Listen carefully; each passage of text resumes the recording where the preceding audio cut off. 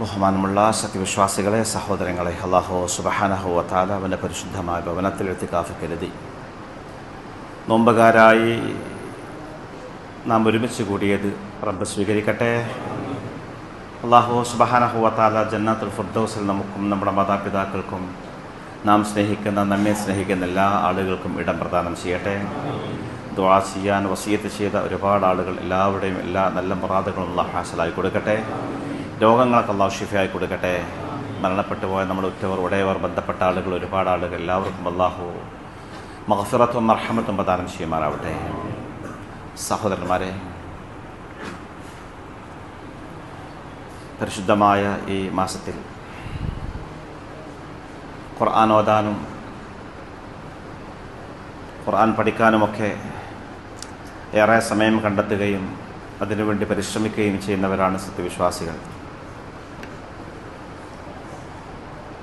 വിശുദ്ധ ഖുർആൻ ഓതുന്ന സമയത്ത് നമ്മുടെ ഒരു കണ്ണ് ഖുർആനിലും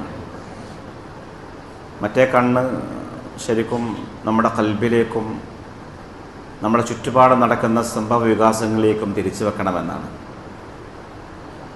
പരിശുദ്ധ ഖുർആൻ കേവലം ഒരു പാരായണം നിർവഹിക്കപ്പെടാനുള്ള ഗ്രന്ഥമല്ല. നാം എപ്പോഴും അത് സൂചിപ്പിക്കാറുണ്ട്. വിശുദ്ധ ഖുർആൻ്റെ അവതീർണ ലക്ഷ്യം ഒരു ജനസമൂഹത്തിനെ നന്മയിലേക്ക് നയിക്കുക എന്നുള്ളതാണ്. ആ ലക്ഷ്യ പൂർത്തീകരണത്തിന് ഖുർആനിലുള്ള അവഗാഹവും പാണ്ഡിത്യവും പഠനവും ഗവേഷണവും മനനവുമൊക്കെ അത്യന്താപേക്ഷിതമാണ്. ശരിയായ ചിന്തകളും ആലോചനകളുമാണ് വേണ്ടത്. അപ്പോഴാണ് ഖുർആൻ അതിൻ്റെ പ്രത്യേകത നമുക്ക് മനസ്സിലാവുക. ഇപ്പോൾ ലോകത്ത് നടക്കുന്ന സംഭവ വികാസങ്ങൾ, പ്രത്യേകിച്ചും പശ്ചിമേഷ്യയിൽ നടക്കുന്ന സംഭവങ്ങൾ, അതൊക്കെ പരിശുദ്ധ ഖുർആനിലെ സൂറത്തുൽ മാഇദയിലെ 54-ാമത്തെ ആയത്ത് മുതൽ ഒരു 51-ാമത്തെ ആയത്ത് മുതൽ ഒരു 64-ാമത്തെ ആയത്ത് വരെ ഒന്ന് നാം ഓതി നോക്കുകയാണെങ്കിൽ, ഈ രീതിയിൽ ഓതി നോക്കുകയാണെങ്കിൽ നമുക്ക് ഒരുപാട് നമ്മുടെ മനസ്സിനെ അലട്ടുന്ന ചോദ്യങ്ങൾക്കുള്ള ഉത്തരം അതിൽ കാണാൻ കഴിയും. കേവലം ഓതിപ്പോവാതെ ആ ആയത്തുകളൊക്കെ നമ്മോട് സംവദിക്കുന്ന, നമ്മോട് സംസാരിക്കുന്നത് പ്രത്യേകിച്ചും വർത്തമാനകാലത്തെ സംഭവ വികാസങ്ങളെക്കുറിച്ചാണ്. നാം എപ്പോഴും നമ്മുടെ മനസ്സിലിങ്ങനെ അലട്ടിക്കൊണ്ടിരിക്കുന്ന പല ചോദ്യങ്ങളുടെ ഉത്തരങ്ങളാണ് എന്ന് നമുക്ക് കണ്ടെത്താൻ കഴിയും. ഒന്നാമത്തെ ചോദ്യം ഇതാണ്. എപ്പോഴും ലോകം ചോദിച്ചുകൊണ്ടിരിക്കുന്ന ഒരു ചോദ്യമാണ്: അശാന്തമായ ഈ ലോകത്ത് ഏറ്റവും കൂടുതൽ സംഘർഷങ്ങളും ഈ യുദ്ധങ്ങളുമൊക്കെ ഉണ്ടാക്കുന്നത് ആരാണ്? ഈ ചോദ്യത്തിൻ്റെ ഉത്തരം സൂറത്തുൽ മാഇദയിലെ 64-ാമത്തെ ആയത്തിൽ അല്ലാഹു കൃത്യമായിട്ട് പറയുന്നുണ്ട്. കുല്ലമാ ഔഖദൂ നാറൻ ലിൽ ഹർബ് അത്ഫഅഹല്ലാഹ് വയസ്ഔന ഫിൽ അർളി ഫസാദ. അവർ യുദ്ധാഗ്നി കത്തിക്കാൻ ശ്രമിക്കുമ്പോഴെല്ലാം, അവർ എന്നതിൻ്റെ ഉദ്ദേശം തൊട്ട് മുമ്പ് അല്ലാഹു പറയുന്നുണ്ട് യഹൂദികളെ കുറിച്ച്, ജൂതന്മാരെ കുറിച്ച്. ജൂതന്മാർ യുദ്ധത്തിൻ്റെ അഗ്നിനാളങ്ങൾ സൃഷ്ടിക്കാൻ ശ്രമിക്കുമ്പോഴെല്ലാം അത്ഫഅഹല്ലാഹു, അല്ലാഹു അതിനെ കെടുത്തുകയാണ് ചെയ്യുന്നത്. അല്ലാഹു ഭൂമിയിൽ സമാധാനമാണ് ആഗ്രഹിക്കുന്നത്. ശാന്തസുന്ദരമായൊരു ഭൂമിയാണ് അല്ലാഹു ആകാംക്ഷിക്കുന്നത്. ഇസ്ലാം അങ്ങനെയാണ്. എന്നാൽ ജൂതന്റെ എപ്പോഴത്തെയും ലക്ഷ്യം കുല്ലമാ ഔഖദൂ നാറൻ ലിൽ ഹർബ് അത്ഫഅഹല്ലാഹ്, യുദ്ധത്തിന്റെ അഗ്നിനാളങ്ങൾക്ക് തിരികൊളുത്തുക. വയസ്ഔന ഫിൽ അർളി ഫസാദൻ, അവർ ഭൂമിയിൽ ഫസാദ്, കുഴപ്പം, സംഘർഷം, എപ്പോഴും അസമാധാനം ഉണ്ടാക്കാൻ പരിശ്രമിക്കുന്നവരാണെന്ന് അസന്നിഗ്ധമായി വിശുദ്ധ ഖുർആൻ കൃത്യമായിട്ട് പറയുന്നുണ്ട്. ചരിത്രം പരിശോധിച്ച് നോക്കിയാൽ അത് കൃത്യമായിട്ട് കാണാൻ കഴിയും. റസൂലുള്ളാഹി സ്വല്ലല്ലാഹു അലൈഹി വസല്ലം തങ്ങളുടെ കാലത്തും അതിന് മുമ്പും അതിൻ്റെ ശേഷവും ഒക്കെ ഈ സമൂഹത്തിൻ്റെ ചരിത്രം അങ്ങനെയാണ്. അള്ളാഹുവിൻ്റെ പ്രവാചകൻ സ്വല്ലല്ലാഹു അലൈഹി വസല്ലം തങ്ങളുമായിട്ട് കരാറുണ്ടാക്കിയവരാണ് അവർ. നമുക്ക് ഐക്യത്തിലും സ്നേഹത്തിലും പോകാമെന്ന് കരാറുണ്ടാക്കുകയും മദീനയുടെ അകത്ത് നിന്നുകൊണ്ട് രാജ്യത്തിൻ്റെ ബാഹ്യ ശത്രുക്കൾക്ക് വേണ്ടി ചാരപ്പണി ചെയ്യുകയും അങ്ങനെ മദീന രാജ്യത്തിന് അവിടെ അസമാധാനമുണ്ടാക്കാൻ വേണ്ടി, അവിടെ സംഘർഷമുണ്ടാക്കാൻ വേണ്ടി ശത്രുക്കളെ സഹായിക്കുകയും ചെയ്ത പാരമ്പര്യമാണ് അവർക്കുള്ളത്. ഖന്തഖ് യുദ്ധം അതിൻ്റെ ഏറ്റവും വലിയ പാഠമാണ്. ബാഹുശത്രുക്കൾ സംഘം ചേർന്നുകൊണ്ട് മദീന എന്ന് പറയുന്ന കൊച്ചു രാജ്യത്തിന് ആക്രമിക്കാൻ വന്ന സമയത്ത് ആ രാജ്യത്തിനെ സംരക്ഷിക്കാൻ മുസ്ലിമീങ്ങളുടെ കൂടെ നിൽക്കേണ്ട ആളുകൾ ശത്രുവിൻ്റെ പാളയത്തിലേക്ക് പോയി മദീനയ്ക്കെതിരെ യുദ്ധം ചെയ്ത ഏറ്റവും വൃത്തികെട്ട പാരമ്പര്യമാണ് ജൂത സമൂഹത്തിനുള്ളത് എന്ന് ചരിത്രം നമ്മെ പഠിപ്പിക്കുന്നു. ഇന്ന് സയോണിസ്റ്റുകൾ ആ കാര്യം കൃത്യമായിട്ട് നിർവഹിച്ചുകൊണ്ടിരിക്കുന്നുണ്ട്. ജൂത സമൂഹം എന്ന് പറയുമ്പോൾ മൊത്തം നാം സാമാന്യവൽക്കരിച്ച് പറയേണ്ടതില്ല. ഒരുപാട് നല്ല മനുഷ്യന്മാർ എല്ലാ കമ്മ്യൂണിറ്റിയിലും ഉണ്ടാകും, ജൂതന്മാരും നല്ലവരുണ്ട്. പക്ഷേ സിയോണിസം അതാണ് ഇന്ന് ഏറ്റവും വലിയ അപകടകാരി. സിയോണിസ്റ്റുകൾ, അവിടെ ചരിത്രം ഇന്നും ഇത് തന്നെയാണ്. 1948 ഇസ്രായേൽ എന്ന് പറയുന്ന രാജ്യം ഉണ്ടാകാൻ വേണ്ടി ഒരുപാട് പ്രശ്നങ്ങൾ ഉണ്ടാക്കിയ ആളുകളാണ്, ലോകത്ത് ഒരുപാട് കലാപങ്ങൾ ഉണ്ടാക്കിയ ആളുകളാണ് ഇവർ. അതിനുശേഷം ലോകത്തിന്റെ ചരിത്രം എടുത്തു നോക്കിയാൽ എന്നും ഇസ്രായേൽ എന്ന ജൂതരാഷ്ട്രം അറബികൾക്കിടയിൽ ഉണ്ടായതിനു ശേഷം ഒരു ക്യാൻസർ പോലെ ഇത് പടർന്ന് പന്തലിച്ച് സമീപത്തുള്ള രാജ്യങ്ങൾക്ക് മുഴുവനും എന്നും സംഘർഷങ്ങളും യുദ്ധങ്ങളും സൃഷ്ടിച്ചവരാണവർ. 1957, 61, 73 അവസാനം നാം കാണുകയുണ്ടായി ഗസയിലൊക്കെ പലതവണ ഈ അവസാന കാലഘട്ടത്തിൽ 10,000-കണക്കിന് 50,000-ലധികം മുസ്ലിം സഹോദരന്മാരെ കൊന്നു തള്ളിയവർ. ലബനാൻ എന്ന് പറയുന്ന ഒരു സ്വതന്ത്ര രാഷ്ട്രത്തിൽ എത്രയോ തവണ ആക്രമിച്ചു. തൊട്ടയൽ രാജ്യമാകുന്ന സിറിയയെ നിരവധി തവണ ആക്രമിച്ചു. ഇങ്ങനെ പരിസരത്തുള്ള രാജ്യങ്ങളിൽ മുഴുവനും സംഘർഷമുണ്ടാക്കിക്കൊണ്ടിരിക്കുന്ന ഒരു കുഞ്ഞൻ രാജ്യം, കേവലം 10-60 ലക്ഷം ആളുകൾ മാത്രം ജീവിക്കുന്ന ചെറിയ രാജ്യമാണ് ഇസ്രായേൽ. പക്ഷെ അവർ കൊന്നുകൂട്ടിയത് ലക്ഷക്കണക്കിന് മനുഷ്യരെയാണ്. വിശുദ്ധ ഖുർആന്റെ ആ കാഴ്ചപ്പാട് എത്ര കൃത്യമാണ്. അവർ ഭൂമിയിൽ ഫസാദ മാത്രം ഉണ്ടാക്കുന്ന ആളുകളാണ്. കുഴപ്പവും ചതിയും വഞ്ചനയും ഒക്കെ മുഖമുദ്രയാക്കി ജീവിക്കുന്ന ഒരു സമൂഹമാണ് ഈ സമൂഹം എന്ന് വിശുദ്ധ ഖുർആൻ കാലങ്ങൾക്ക് മുമ്പ് ലോകത്തിനോട് താക്കീത് ചെയ്തു. അപ്പൊ ലോകത്ത് അസമാധാനം ഉണ്ടാക്കുന്ന വലിയ പങ്ക് വഹിക്കുന്നവർ ഇവർ തന്നെയാണ്, സംശയമില്ല.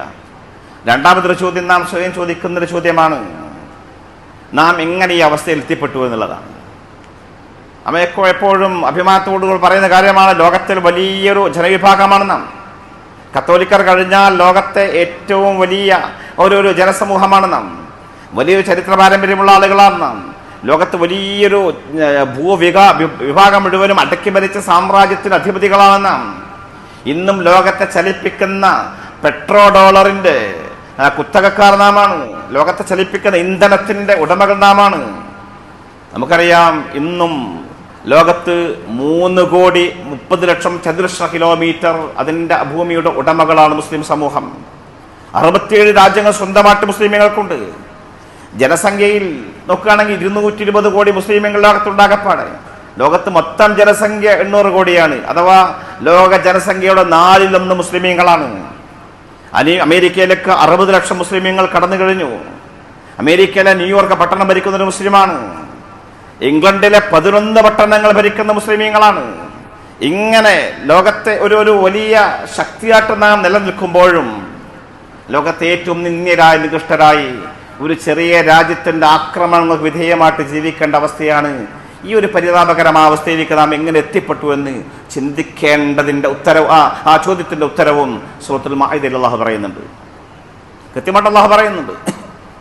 ആ ചോദ്യത്തിന്റെ ഉത്തരത്തിന്റെ മുമ്പ് നാം ഒരു ചോദ്യം കൂടി മനസ്സിലാക്കണം. ആ ചോദ്യത്തിന് ഉത്തരം നാം കണ്ടെത്തേണ്ടതുണ്ട്. നാം ആരെയാണ് രക്ഷാധികാരികളാക്കേണ്ടത്? ഇസ്ലാമിക സമൂഹം എന്ന നിലക്ക് നാം ആരെയാണ് പാറ്റേൺ ആക്കേണ്ടത്, ആരെയാണ് രക്ഷാധികാരിയാക്കേണ്ടത് എന്ന് ഖുർആൻ നമ്മോട് പറയുന്നുണ്ട്. ആ ഉത്തരം ആണ് സത്യത്തിൽ വർത്തമാനകാലത്തെ മുസ്ലിമീങ്ങൾക്കുള്ള പരിഹാരം. വിശുദ്ധ ഖുർആൻ അല്ലാഹു കൃത്യമായിട്ട് പറയുന്ന സൂറത്തുൽ മാഇദയിൽ, ഇന്നമാ വലിയുക്കുമുല്ലാഹു വറസൂലുഹു വല്ലദീന ആമനു വല്ലദീന യുഖീമൂന സ്വലാത്ത വയൂതൂന സക്കാത്ത വഹും റാക്കിഊൻ.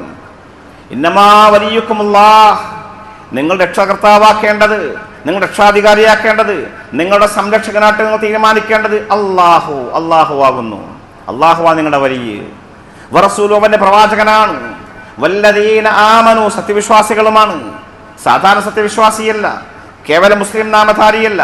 അല്ലദീന യുഖീമൂന സ്വലാത്ത വയൂതൂന സക്കാത്ത വഹും റാക്കിഊൻ, റുകൂഅ് ചെയ്യുന്ന, സകാത്ത് കൊടുക്കുന്ന, കൃത്യമായി നിസ്കരിക്കുന്ന യഥാർത്ഥ വിശ്വാസികൾ, അവരാണ് നിങ്ങളെ സംരക്ഷിക്കുന്നത്, അവരാണ് നിങ്ങൾ സഹായികൾ.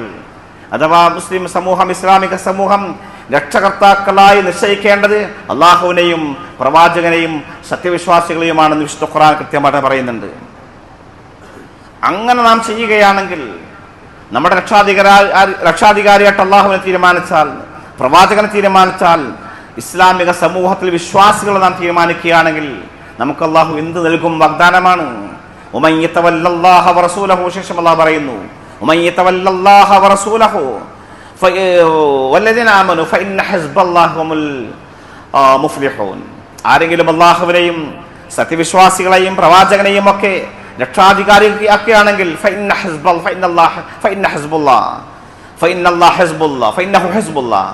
അവര് അള്ളാഹുവിന്റെ ഹിസ്ബാണ്, സൈന്യമാണ്. അള്ളാഹു നമുക്ക് നൽകുന്ന വലിയൊരു പേരാണ്, ഓമന പേരാണ് ഹിസ്ബുല്ല.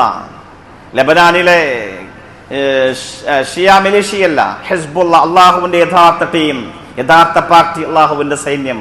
ഫഉലൈക ഹുമുൽ മുഫ്ലിഹൂൻ, അവരാണ് വിജയികളെന്ന്. അള്ളാഹുവിനെയും പ്രവാചകനെയും സത്യവിശ്വാസികളെയും രക്ഷാധികാരികളാക്കുകയാണെങ്കിൽ അള്ളാഹു നിങ്ങൾക്ക് നൽകുന്ന ഒരു മഹത്തായ നാമമാണ് ഹിസ്ബുല്ല, അള്ളാഹുവിന്റെ പാർട്ടി എന്ന്. വിശുദ്ധ ഖുർആനിലെ സൂറത്തുൽ മാഇദയിലെ 54-ാമത്തെ ആയത്ത് 51-ാമത്തെ ആയത്ത് തുടങ്ങുന്നത് എങ്ങനെയാണ്? യാ അയ്യുഹല്ലദീന ആമനൂ, ഏ സത്യവിശ്വാസികളെ, ലാ തത്തഖിദുൽ യഹൂദ വന്നസ്വാറ, നിങ്ങൾ ജൂതന്മാരെയും ക്രിസ്ത്യാനികളെയും ഔലിയാ, നിങ്ങളെ സംരക്ഷണ അധികാരികളാക്കരുത്, നിങ്ങളുടെ വേണ്ടപ്പെട്ട ആളുകളാക്കരുത്, അവരുമായിട്ടുള്ള ചങ്ങാത്തം വേണ്ട. ബഅ്ദുഹും ഔലിയാ ബഅദ്, കാരണം അവർ പരസ്പരം സഹായികളാണ്. കൃത്യമായിട്ട് അല്ലാഹു പറയുന്നത്, നിങ്ങൾ ജൂതന്മാരെയും ക്രിസ്ത്യാനികളെയും നിങ്ങളെ സംരക്ഷണ ഉത്തരവാദിത്തം ഏൽപ്പിക്കരുത്. നിങ്ങളെ മിഥ്യാധാരണയാണ്, അവർ നിങ്ങളെ ഒരിക്കലും സഹായിക്കില്ല, സംരക്ഷിക്കില്ല. ബഅ്ദുഹും ഔലിയാ ബഅദ്, അവർ പരസ്പരം സഹായികളാണ്.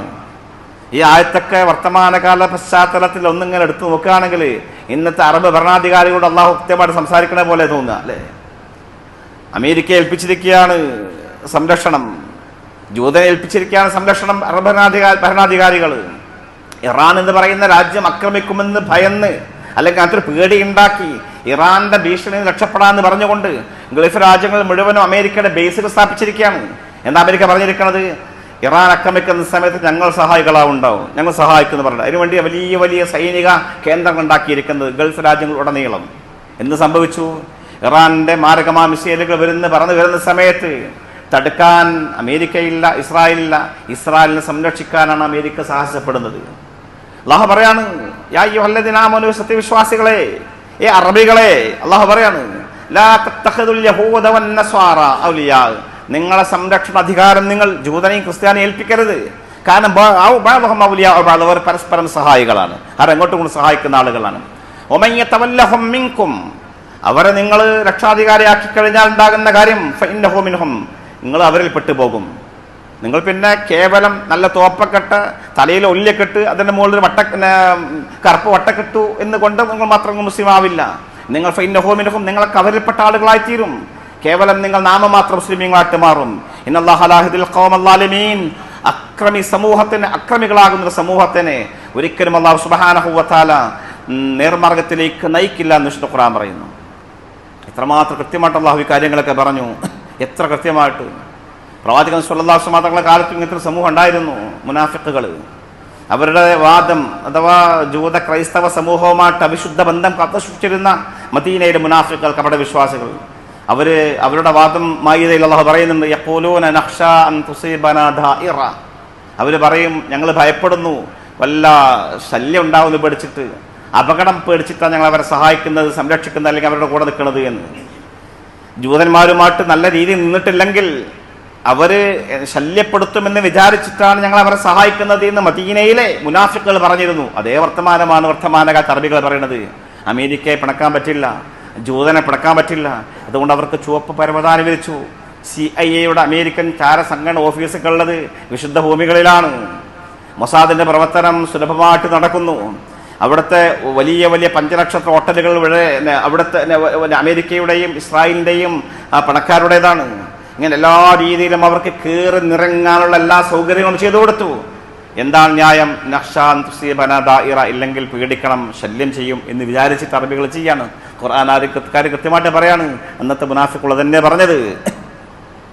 പക്ഷേ വിശുദ്ധ ഖുർആൻ ഒരു കാര്യം പറയുന്നുണ്ട്, നിങ്ങൾ എന്തൊക്കെ ചെയ്തു കൊടുത്താലും, നിങ്ങൾ എന്തെല്ലാം ചെയ്തു കൊടുത്താലും, എത്ര വിധേയപ്പെട്ടു നിന്നാലും, അവർക്ക് എന്തൊക്കെ സൗകര്യങ്ങൾ ചെയ്തു കൊടുത്താലും ഒരിക്കലും അവർ സംതൃപ്തരാവില്ല.